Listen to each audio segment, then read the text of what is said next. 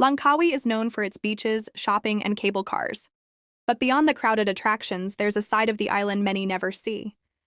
A quieter, deeper Langkawi, a place filled with nature, silence, and hidden beauty. Our journey begins in the northern part of the island, surrounded by dense rainforest and limestone cliffs.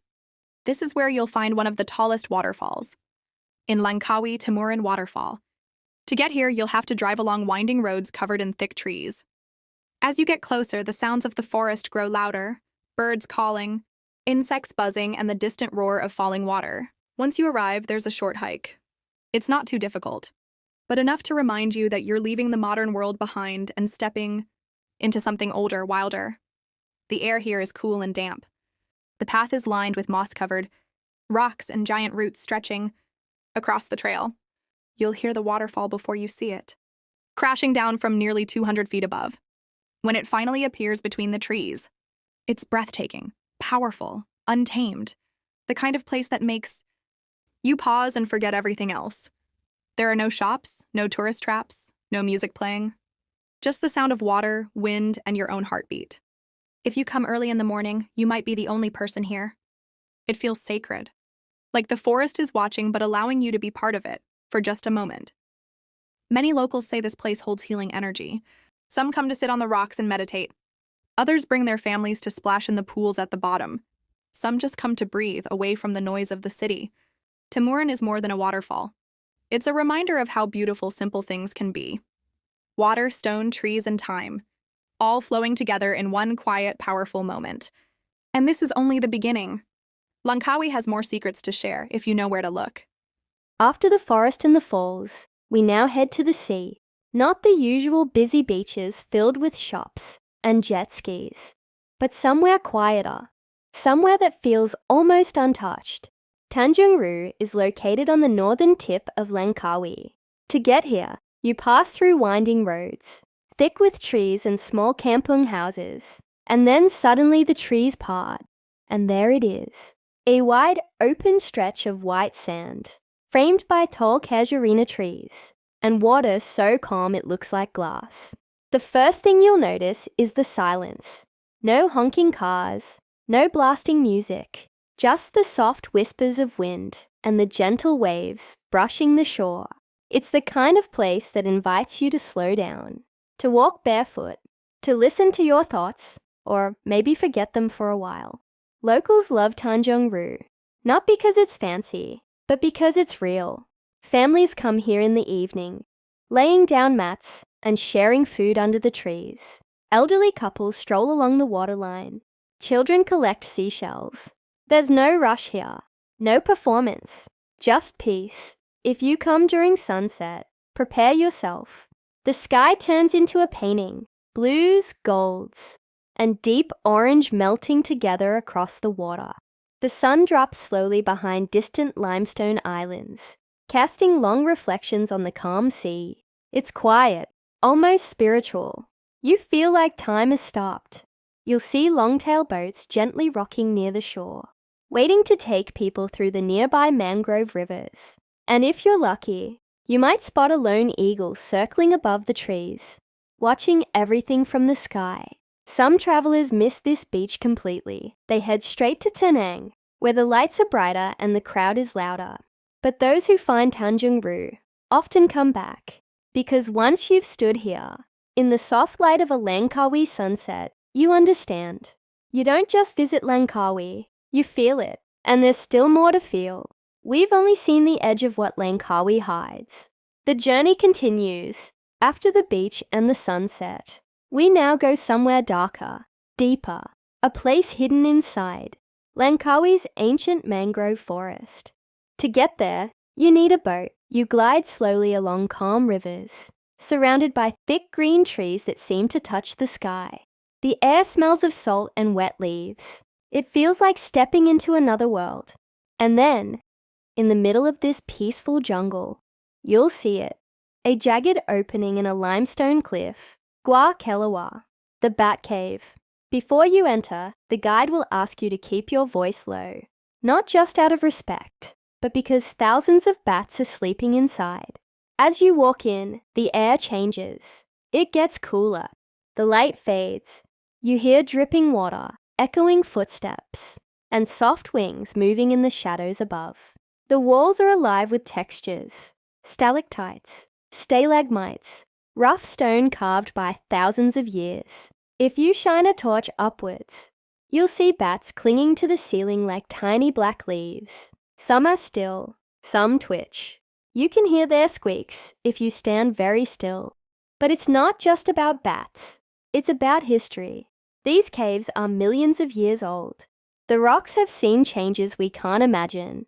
Before people, before islands, before time was counted, being inside the cave reminds you how small we are, how young we are compared to this silent world of stone and dark. Outside the cave, the mangrove river continues. You can take a boat through narrow channels, past towering limestone walls and roots that stretch like claws into the water. Eagles fly above. Crabs crawl on the muddy banks. If you're quiet, the forest speaks. This is the wild Langkawi, untamed and timeless. A place far from resorts and gift shops. A place where the land remembers, even when people forget. And as we leave the cave and return to the open river, we know we've just touched one piece of Langkawi's deep soul. But there's more waiting ahead. The journey is not over. After the cave, your stomach starts to speak, and Langkawi has just the place to answer it. Not in a mall, not in a fancy restaurant, but on the water, as your boat drifts out of the mangroves. A wooden structure appears in the distance. It floats, gently rocking with the current. This is a floating seafood restaurant. Part kitchen, part jetty, part fish farm. And it's as real as it gets. You step off the boat and onto wooden planks that creak slightly under your feet. Below, you can see clear nets holding live groupers, snappers, and even stingrays. The staff walk around barefoot, calm and smiling, as they scoop fresh fish straight from the tanks. There's no menu here like in hotels. You point to the fish you want. You ask how you'd like it cooked, steamed, fried, grilled. And then you wait. The smell of garlic, chili, and lemongrass fills the air. Seagulls cry in the distance. The wind moves gently across the open deck. You sit at a simple table, maybe made from recycled wood, with plastic chairs. But somehow it feels perfect. And when the food arrives, it's magic. The fish is soft, juicy, and rich with flavor. The sauce, spicy and sour, cuts through the salt of the sea air. Every bite reminds you, sometimes, the best meals don't come with fancy plates or expensive settings. They come with honesty. Around you, other travelers eat quietly, smiling between bites. Locals chat casually with the owners. No rush, no pressure. Just people, water, and food, working together in harmony. Eating here isn't just about taste. It's about feeling connected to the ocean, to the people, to the moment. And as the boat takes you away from the floating restaurant, full and content, the sky begins to change. The light softens. The day slowly ends. But our journey hasn't ended yet. There's one last place to visit, one final view to remind you what Langkawi truly is. Sometimes, to see clearly, you have to go higher. Our journey ends not at the beach, not in the forest, but on a hill. Quiet, steep, and often overlooked. Early in the morning, before the first light touches the island, we begin the climb. The air is still. The world is quiet. Just your breath, your footsteps, and the soft crunch of earth under your shoes. As you reach the top, darkness still wraps around everything. But then slowly, the sky begins to change. Faint blue turns to soft orange. Birds start to sing, and the island wakes up. From up here, Langkawi looks different. The roads below wind like rivers. Coconut trees stretch far into the horizon. Fishing boats begin to move across the sea, leaving white trails in the morning light. Villagers blink their lights on, one by one. Then the sun rises. It doesn't shout or rush. It simply appears, calm, golden and sure. Light spreads over the island like a warm blanket, touching the treetops, the rooftops, and the water below. In that moment, everything slows down. and for just a while, it feels like the world is at peace. This is not a famous viewpoint. There are no signs, no stalls, no crowds, just a view shared by a few early risers and maybe a pair of eagles flying overhead. But sometimes, the most powerful moments are the ones that feel personal.